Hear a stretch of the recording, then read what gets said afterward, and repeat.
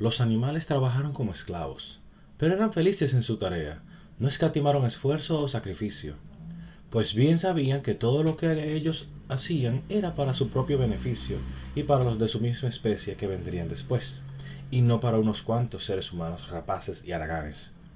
Durante toda la primavera y el verano trabajaron 60 horas por semana, y en agosto Napoleón anunció que también tendrían que trabajar los domingos por la tarde. Ese trabajo era estrictamente voluntario, pero el animal que no concurriera vería reducida su ración a la mitad. Aun así, fue necesario dejar varias tareas sin hacer.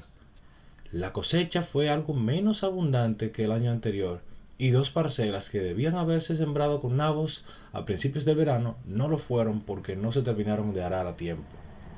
Era fácil prever que el invierno siguiente sería duro. El molino de viento presentó dificultades inesperadas. Había una buena cantera de piedra caliza en la granja y se encontró bastante arena y cemento en una de las dependencias, de modo que tenían a mano todos los materiales necesarios para la construcción. Pero el problema, que no pudieron resolver al principio los animales, fue el de cómo partir la piedra en pedazos de tamaño apropiado. Aparentemente no había forma de hacerlo, excepto con picos y palancas de hierro, que no podían usar, porque ningún animal estaba en condiciones de sostenerse sobre sus patas traseras. Después de varias semanas de esfuerzos inútiles, se le ocurrió a uno la idea adecuada, a saber, utilizar la fuerza de la gravedad. Inmensas piedras demasiado grandes para usarlas tal como estaban. Se encontraban por todas partes en el fondo de la cantera. Los animales las amarraban con sogas y luego todos juntos, vacas, caballos, ovejas, cualquiera que pudiera tirar de la soga, hasta los cerdos a veces colaboraban en los momentos críticos, las arrastraban con una lentitud desesperante por la ladera hasta la cumbre de la cantera, desde donde las dejaban caer por el borde, para que se rompieran en pedazos al chocar con el fondo. El trabajo de transportar la piedra una vez partida era relativamente sencillo. Los caballos llevaban los trozos en carretas, las ovejas las arrastraban una a una, y hasta Muriel y Benjamín, tirando de un viejo sulky, hacían su parte. A fines de verano habían acumulado una buena provisión de piedra, y fue entonces cuando se inició la construcción del molino, bajo la supervisión de los cerdos. Era un proceso lento y laborioso. Frecuentemente les ocupaba un día entero de esfuerzo agotador. Arrastrar una sola piedra hasta la cumbre de la cantera, y a veces, cuando la tiraban por el precipicio, no se rompía. No hubieran podido lograr nada sin Boxer, cuya fuerza parecía igualar a la de todos los demás animales juntos. Cuando la piedra empezaba a resbalar y los animales gritaban desesperados al verse arrastrados por la ladera hacia abajo, era siempre Boxer el que, tirando de la soga como un forzado, lograba detener la piedra. Verlo arrastrando hacia arriba por la pendiente, pulgada tras pulgada, jadeante, clavando las puntas de sus cascos en la piedra y sus enormes flancos sudorosos, llenaba a todos de admiración. Clover a veces le advertía que tuviera cuidado y no se esforzara demasiado, pero Boxer jamás le hacía caso. Sus dos lemas, trabajaré más fuerte y Napoleón siempre tiene razón, le parecían respuestas satisfactorias para todos los problemas. Se había puesto de acuerdo con el gallo para que éste lo despertara por la mañana 3/4 de hora más temprano en vez de media hora. Y en sus ratos libres, de los cuales disponía de muy pocos en esos días, se iba a la cantera, juntaba un montón de pedazos de piedra y lo arrastraba por sí solo hasta el emplazamiento del molino. Los animales no lo pasaron tan mal durante todo ese verano, a pesar de la dureza de su trabajo. Si no disponían de más comida de la que habían dispuesto en los tiempos de Jones, tampoco tenían menos. La ventaja de alimentarse a sí mismos y no tener que mantener también a 5 seres humanos inútiles era tan grande que se habrían necesitado incontables fracasos para perderla. Y en muchas situaciones el método animal de hacer las cosas era más eficiente que el humano y ahorraba trabajo. Algunas tareas, como por ejemplo extirpar la maleza, se podían hacer con una eficacia imposible para los seres humanos. Y además, dado que ningún animal robaba, no fue necesario hacer alambradas para separar los prados de la tierra cultivable, lo que economizó mucho trabajo en la conservación de los setos y las bayas. Sin embargo, a medida que avanzaba el verano, se empezó a sentir la escasez imprevista de varias cosas. Había necesidad de aceite de parafina, clavos, bizcochos para los perros y hierro para las herraduras de los caballos, nada de lo cual se podía producir en la granja. Más adelante, también habría necesidad de semillas y abonos artificiales, además de diversas herramientas y, finalmente, lo más importante, la maquinaria para el molino de viento. Nadie podía imaginar cómo se iban a obtener todos estos artículos. Un domingo por la mañana, cuando los animales se reunieron para recibir órdenes, Napoleón anunció que había decidido adoptar un nuevo sistema. En adelante, granja animal. Iba a negociar con las granjas vecinas y no por supuesto con algún propósito comercial, sino simplemente con el fin de obtener ciertos materiales que hacían falta con urgencia. Las necesidades del molino están por encima de todos los demás, afirmó. En consecuencia, estaba tomando las medidas necesarias para vender una parte del heno y otra de la cosecha de trigo de ese año, y más adelante, si necesitaban más dinero, tendrían que obtenerlo mediante la venta de huevos, a los cuales siempre había mercado en Wellington. Las gallinas, dijo Napoleón, debían recibir con agrado este sacrificio como aportación especial a la construcción del molino. Nuevamente, los animales se sintieron presos de una vaga inquietud: nunca tener trato alguno con los humanos, nunca dedicarse a comerciar, nunca usar dinero. ¿No fueron esas las primeras resoluciones adoptadas en aquella reunión triunfal después de haberse expulsado a Jones? Todos los animales recordaron haber aprobado tales resoluciones o, por lo menos, creían recordarlo. Los 4 jóvenes cerdos que habían protestado cuando Napoleón abolió las reuniones levantaron sus voces tímidamente, pero fueron silenciados de inmediato por el feroz gruñido de los perros. Entonces, como de costumbre, las ovejas irrumpieron con su 4 patas sí, 2 pies no, y su cantinela se impuso. Finalmente, Napoleón levantó la pata para imponer silencio y anunció que ya había decidido todos los convenios.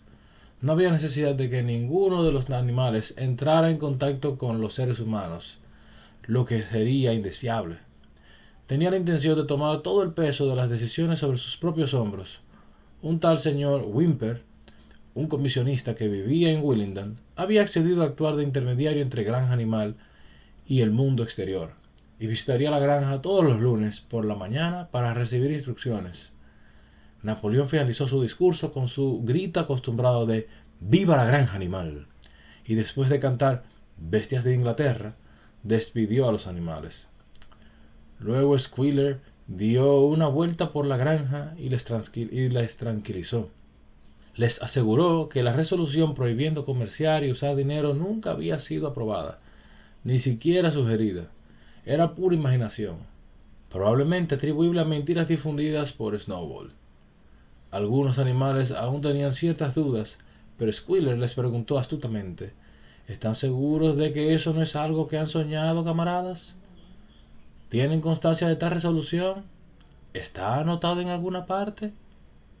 Y puesto que era cierto que nada de eso constaba por escrito, los animales quedaron convencidos de que estaban equivocados. Todos los lunes el señor Whymper visitaba la granja, tal como se había convenido.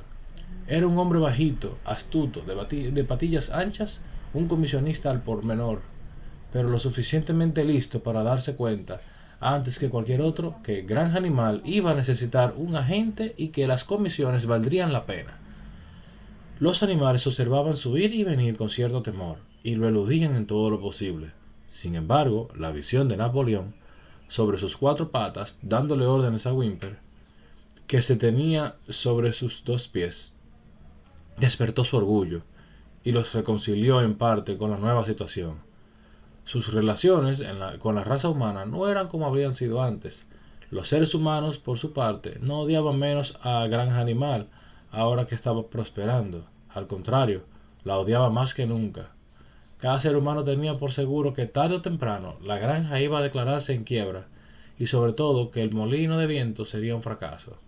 Se reunían en las tabernas y se demostraban los unos a los otros, por medio de diagramas, que el molino estaba destinado a caerse o, si se mantenía en pie, que jamás funcionaría. Y, sin embargo, contra sus deseos, llegaron a tener cierto respeto por la eficacia con que los animales estaban administrando sus propios asuntos. Uno de los síntomas de esto fue que empezaron a llamar a Granja Animal por su verdadero nombre y dejaron de pretender que se llamara Granja Manor. También desistieron de apoyar a Jones, el cual había perdido las esperanzas de recuperar su granja, y se fue a vivir a otro lugar del país. Exceptuando a Whymper, aún no existía contacto alguno entre Granja Animal y el mundo exterior, pero circulaban constantes rumores de que Napoleón iba a celebrar definitivamente un convenio comercial con el señor Pymington de Foxwood, o con el señor Frederick de Pinchfield, pero nunca se hacía constar con los dos simultáneamente. Fue más o menos en esa época cuando los cerdos, repentinamente, se mudaron a la casa de la granja y establecieron allí su residencia. De nuevo, los animales creyeron recordar que en los primeros tiempos se había aprobado una resolución en contra de tal medida. Y de nuevo Squealer hubo de convencerlos de que no era así. Resultaba absolutamente necesario, dijo él, que los cerdos, que eran el cerebro de la granja, dispusieran de un lugar tranquilo para trabajar. También era más apropiado para la dignidad del líder, porque últimamente había comenzado a referirse a Napoleón con el título de líder, que viviera en una casa en vez de una simple posilga. No obstante, algunos animales se molestaron al saber que los cerdos no solamente comían en la cocina y usaban la sala como lugar de recreo, sino que también dormían en las camas. Boxer lo pasó por alto, como de costumbre, repitiendo «Napoleón siempre tiene razón». Pero Clover, que creyó recordar una disposición concreta contra las camas, fue hasta el extremo del granero e intentó descifrar los 7 mandamientos que estaban allí escritos. Al ver que solo podía leer las letras una por una, trajo a Muriel. «Muriel», le dijo, «léeme el 4.º mandamiento. ¿No dice algo respecto a no dormir nunca en una cama?» Con un poco de dificultad, Muriel lo deletreó. Dice: «Ningún animal dormirá en una cama con sábanas». Lo curioso era que Clover no recordaba que el 4.º mandamiento mencionaba las sábanas. Pero como figuraba en la pared, debía de haber sido así. Y Squealer, que pasaba en aquel momento por allí, acompañado por 2 o 3 perros, pudo aclarar el asunto y dejarlo en su lugar. «Vosotros habéis oído, camaradas», dijo, «que nosotros los cerdos dormimos ahora en las camas de la casa. ¿Y por qué no? ¿No supondríais, seguramente, que hubo alguna vez una disposición contra las camas? Una cama quiere decir simplemente un lugar para dormir. Por ejemplo, una pila de paja en un establo es una cama. La resolución fue contra las sábanas, que son un invento de los seres humanos. Hemos quitado las sábanas de las camas de la casa y dormimos entre mantas. Y en verdad que son camas muy cómodas, pero no son más de lo que necesitamos. Puedo afirmaros, camaradas, considerando todo el trabajo cerebral que tenemos hoy en día, no querréis privarnos de nuestro reposo, ¿verdad, camaradas? No nos querréis tan cansados como para no cumplir con nuestros deberes. Sin duda, ninguno de vosotros deseará que vuelva Jones». Los animales lo tranquilizaron inmediatamente y no se habló más del tema respecto a que los puercos durmieron en las camas de la casa. Y cuando, días después, se anunció que en adelante los cerdos se levantarían por la mañana 1 hora más tarde que los demás animales, tampoco hubo queja alguna al respecto. Cuando llegó el otoño, los animales estaban cansados pero contentos. Habían tenido un año difícil y después de la venta de parte del heno y del maíz, las provisiones de víveres no fueron tan abundantes, pero el molino lo compensó todo. Estaba ya casi construido. Después de la cosecha tuvieron una temporada de tiempo seco y despejado, y los animales trabajaron más duramente que nunca, opinando que bien valía la pena correr de acá para allá todo el día con bloques de piedra, si haciendo eso podían levantar las paredes a un pie más de altura. Box hasta salía a veces de noche y trabajaba 1 hora o 2 por su cuenta a la luz de la luna. En sus ratos libres, los animales daban vueltas y más vueltas alrededor del molino, a punto de ser terminado, admirando la fortaleza y verticalidad de sus paredes y maravillándose de que ellos alguna vez hubieran podido construir algo tan importante, tan imponente. Únicamente el viejo Benjamín se negaba a entusiasmarse con el molino, aunque, como de costumbre, insistía en su enigmática afirmación de que los burros vivían mucho tiempo. Llegó noviembre con sus furiosos vientos del sudoeste. Tuvieron que parar la construcción porque había demasiada humedad para mezclar cemento. Y vino una noche en la que el ventarrón fue tan violento que los edificios de la granja temblaron sobre sus cimientos y varias tejas fueron arrancadas de la cubierta del granero. Las gallinas se despertaron cacareando de terror porque todas soñaron haber oído algo así como el estampido de un cañón a lo lejos. Por la mañana los animales salieron de sus cuadras y se encontraron con el mástil derribado y un olmo que estaba al pie de la huerta arrancado de cuajo. Apenas habían visto esto cuando un grito de desesperación brotó de sus gargantas. Un cuadro terrible se ofrecía a su vista. El molino estaba en ruinas. Todos a una se abalanzaron hacia el lugar. Napoleón, que rara vez se apresuraba al caminar, corría a la cabeza de todos ellos. Sí, allí yacía el fruto de todos sus esfuerzos, demolido hasta sus cimientos. Las piedras, que habían roto y trasladado tan empeñosamente, estaban desparramadas por todas partes. Incapaces, al principio, de articular palabra, no hacían más que mirar tristemente los cascotes caídos en desorden. Napoleón andaba de un lado a otro en silencio, olfateando el suelo de vez en cuando. Su cola se había puesto rígida y se movía nerviosamente a derecha e izquierda, señal de su intensa actividad mental. Repentinamente se paró como si hubiera visto claro el origen de aquel desastre. Camaradas, dijo con voz tranquila, ¿sabéis quién es el responsable de todo esto? ¿Sabéis quién es el enemigo que ha venido durante la noche y tirado abajo nuestro molino? Snowball. Rugió repentinamente con voz de trueno. Snowball ha hecho esto, por pura maldad, creyendo que iba a arruinar nuestros planes y vengarse por su ignominiosa expulsión. Ese traidor se arrastró hasta aquí al amparo de la oscuridad y destruyó nuestro trabajo de casi un año. Camaradas, en este momento y lugar, yo sentencio a muerte a Snowball. Recompensaré y nombraré héroe animal de segundo grado y gratificaré con medio bushel de manzanas al animal que lo traiga muerto. Todo un bushel al que lo capture vivo. Los animales quedaron horrorizados al enterarse de que Snowball pudiera ser culpable de tamaña acción. Hubo un grito de indignación y todos comenzaron a idear la manera de atrapar a Snowball, si alguna vez lo encontraban. Casi inmediatamente se descubrieron las pisadas de un puerco en la hierba a poca distancia de la loma. Las huellas pudieron seguirse de algunos metros, pero parecían llevar hacia un agujero en el seto. Napoleón las olió bien y declaró que eran de Snowball. Opinó que Snowball probablemente había llegado procedente de la granja Foxwood. No hay tiempo que perder, camaradas, gritó Napoleón una vez examinadas las huellas. Hay mucho trabajo que realizar. Esta misma mañana comenzaremos a rehacer el molino y lo reconstruiremos durante todo el invierno, haga lluvia o buen tiempo.